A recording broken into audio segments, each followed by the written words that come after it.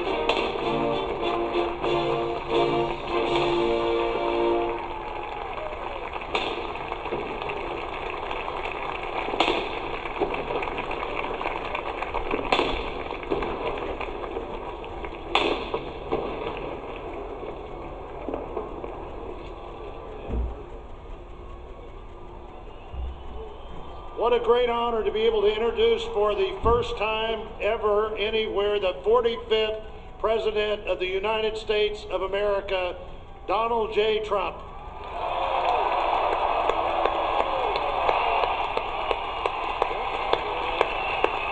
Did I get that one right?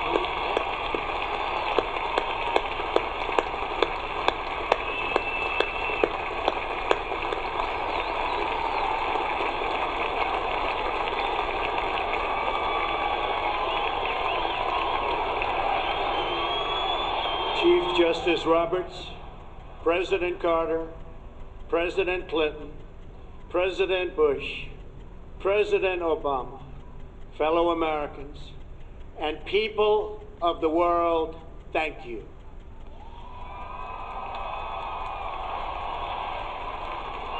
We, the citizens of America, are now joined in a great national effort to rebuild our country and restore its promise for all of our people.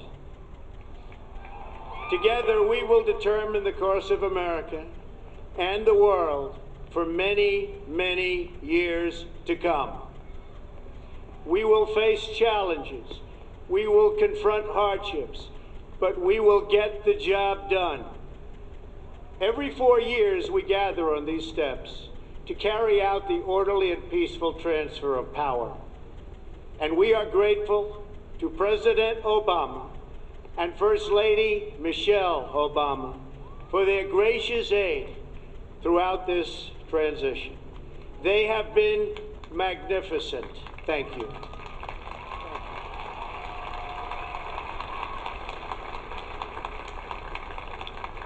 Today's ceremony, however, has very special meaning, because today we are not merely transferring power from one administration to another or from one party to another, but we are transferring power from Washington, D.C. and giving it back to you, the people.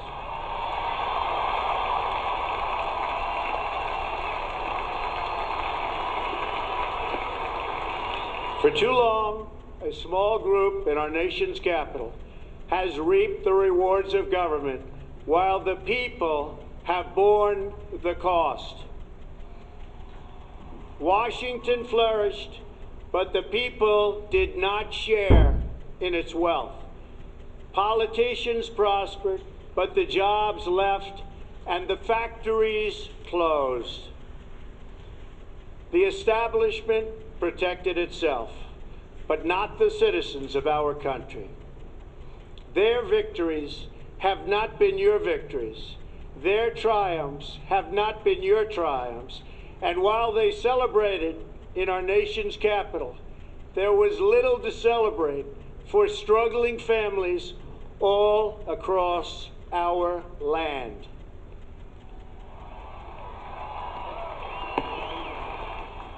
That all changes starting right here and right now, because this moment is your moment. It belongs to you.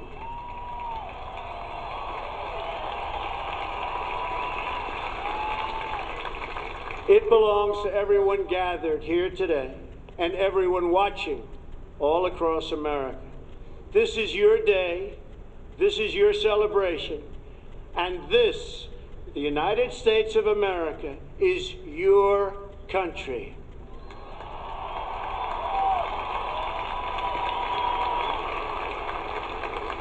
What truly matters is not which party controls our government, but whether our government is controlled by the people.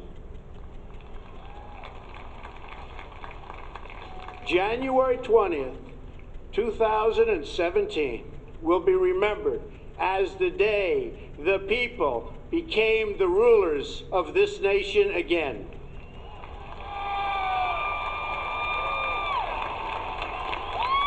The forgotten men and women of our country will be forgotten no longer. Everyone is listening to you now. You came by the tens of millions to become part of a historic movement, the likes of which the world has never seen before. At the center of this movement is a crucial conviction that a nation exists to serve its citizens. Americans want great schools for their children, safe neighborhoods for their families, and good jobs for themselves. These are just and reasonable demands of righteous people and a righteous public. But for too many of our citizens, a different reality exists.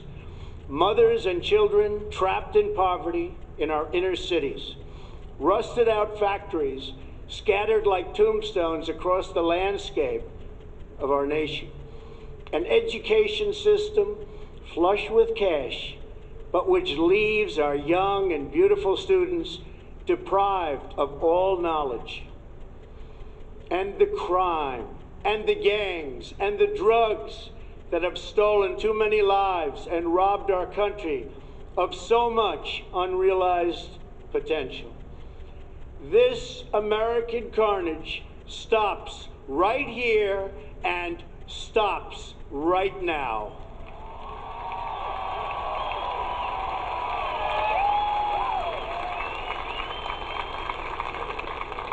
We are one nation, and their pain is our pain. Their dreams are our dreams, and their success will be our success. We share one heart, one home, and one glorious destiny. The oath of office I take today is an oath of allegiance to all Americans.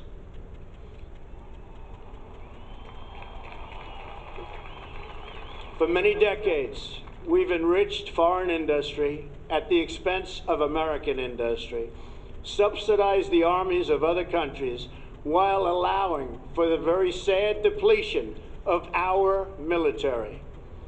We've defended other nations' borders while refusing to defend our own.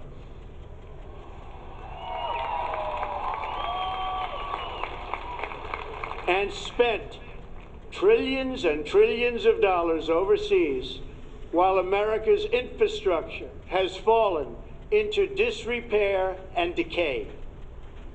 We've made other countries rich while the wealth, strength, and confidence of our country has dissipated over the horizon. One by one, the factories shuttered and left our shores, with not even a thought about the millions and millions of American workers that were left behind. The wealth of our middle class has been ripped from their homes and then redistributed all across the world.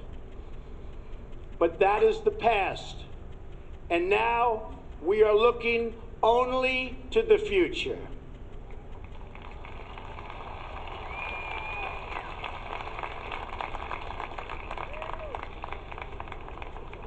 We assembled here today are issuing a new decree to be heard in every city, in every foreign capital, and in every hall of power.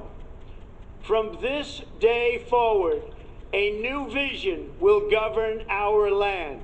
From this day forward, it's going to be only America first. America first.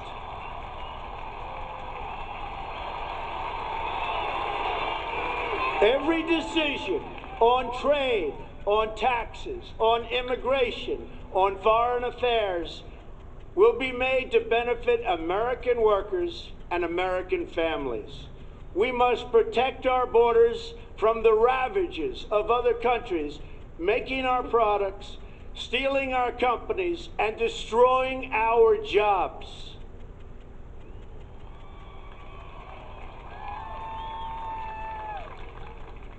Protection will lead to great prosperity and strength. I will fight for you with every breath in my body, and I will never, ever let you down.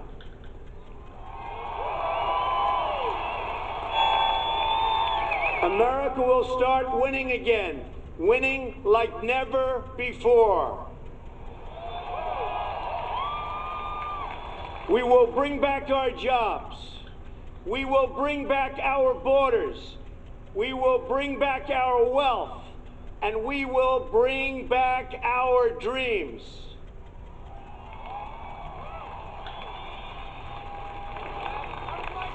We will build new roads and highways and bridges and airports and tunnels and railways all across our wonderful nation. We will get our people off of welfare and back to work, rebuilding our country with American hands and American labor.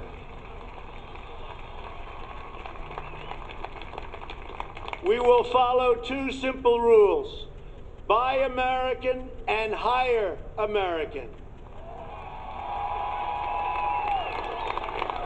We will seek friendship and goodwill with the nations of the world, but we do so with the understanding that it is the right of all nations to put their own interests first.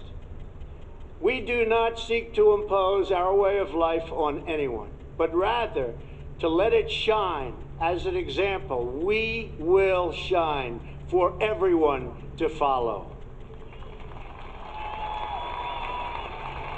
We will reinforce old alliances and form new ones and unite the civilized world against radical Islamic terrorism, which we will eradicate completely from the face of the earth.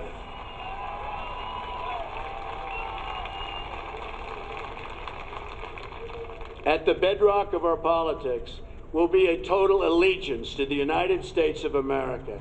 And through our loyalty to our country, we will rediscover our loyalty to each other. When you open your heart to patriotism, there is no room for prejudice.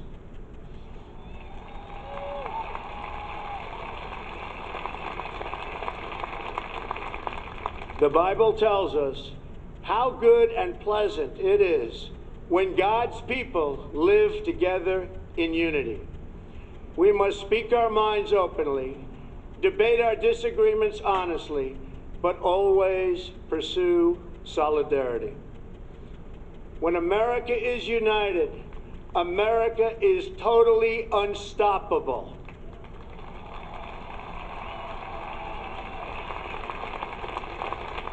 There should be no fear. We are protected, and we will always be protected. We will be protected by the great men and women of our military and law enforcement. And most importantly, we will be protected by God.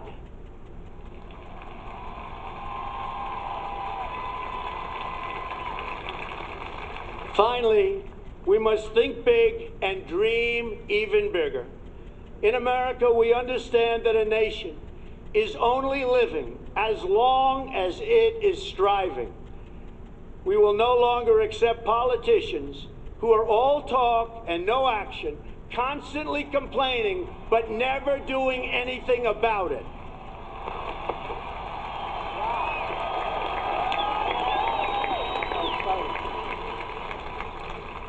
The time for empty talk is over. Now arrives the hour of action.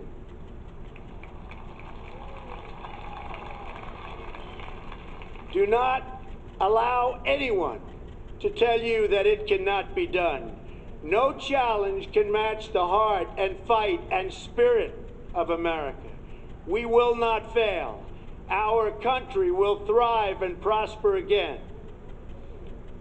We stand at the birth of a new millennium, ready to unlock the mysteries of space, to free the earth from the miseries of disease, and to harness the energies, industries, and technologies of tomorrow. A new national pride will stir our souls, lift our sights, and heal our divisions. It's time to remember that old wisdom our soldiers will never forget, that whether we are black or brown or white, we all bleed the same red blood of patriots.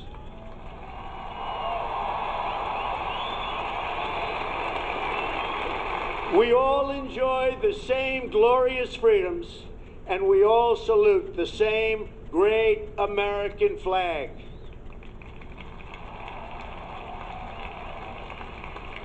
And whether a child is born in the urban sprawl of Detroit or the windswept plains of Nebraska, they look up at the same night sky, they fill their heart with the same dreams, and they are infused with the breath of life by the same Almighty Creator.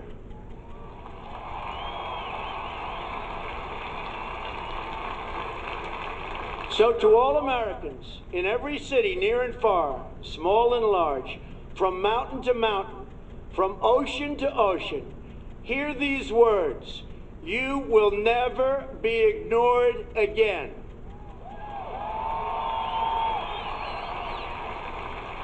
Your voice, your hopes, and your dreams will define our American destiny.